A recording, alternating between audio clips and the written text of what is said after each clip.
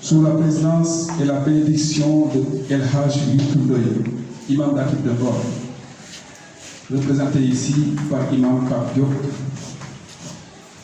de Djaraf, Grand Djaraf Saliou Samb, de M. le maire Amadou Gueye, maire de la commune de Ngor, représenté ici par le premier adjoint au maire, M. Alpha Ba.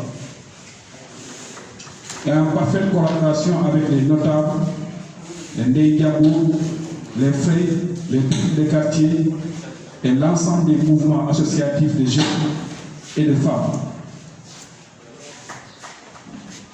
Le collectif pour l'extension du village de Ngor a convoqué les habitants et la presse nationale ce dimanche 28 février 2021 pour discuter un bilan critique, faire un état des lieux et de travailler des perspectives par rapport à la gestion et l'attribution. Son Excellence nous avait formulé à plusieurs reprises la promesse d'attribuer une partie de l'espace du Sénégal avait formulé à plusieurs reprises la promesse d'attribuer aux populations environnantes de l'aéroport Léopold Sédar Senghor une partie de l'espace situé dans la zone aéroportuaire après avoir dénoncé l'irrégularité de la campagne pour les élections présidentielles de 2012. Malgré tout, des morcellements et des opérations de recasement s'y effectuent depuis 2013.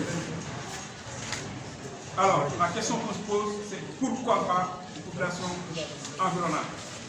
Pourquoi pas aux Ngorois, citoyens sénégalais, riverains et anciens propriétaires?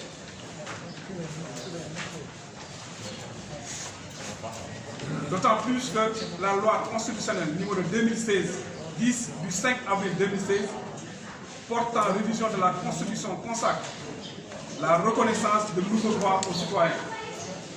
Droit à un environnement sain sur leurs ressources naturelles et leur patrimoine foncier. Oui, Ngor en a besoin. En effet, Ngor est coincé entre l'enclume de l'avancée de la mer et le marteau de l'absence d'espace vitaux pour les générations futures.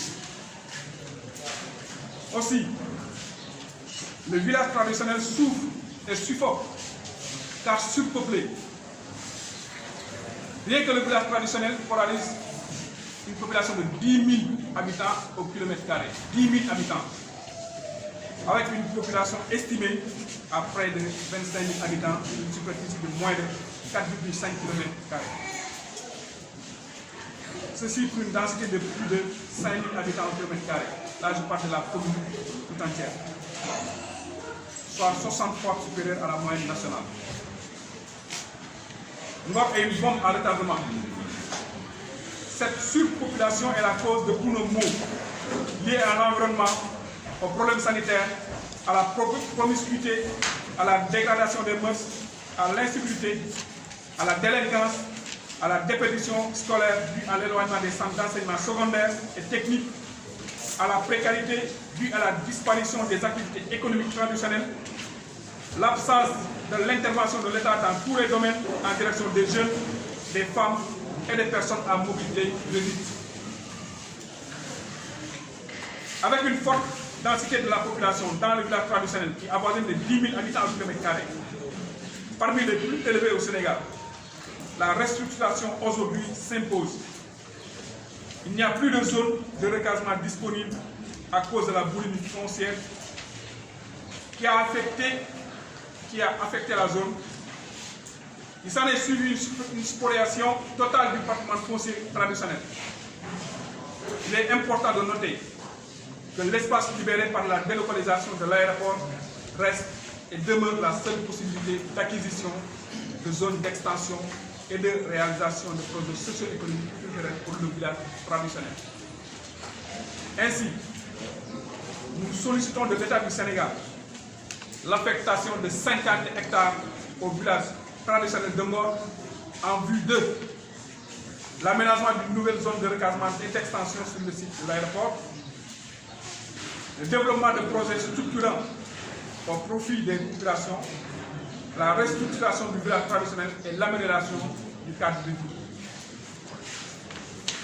Et pour finir, la population ngoroise dans son ensemble, à travers toutes ses composantes, compte sur la bienveillance et le sens de la justice et d'équité de M. le Président de la République, Macky Sall, pour répondre favorablement à cette demande qui est une demande sociale.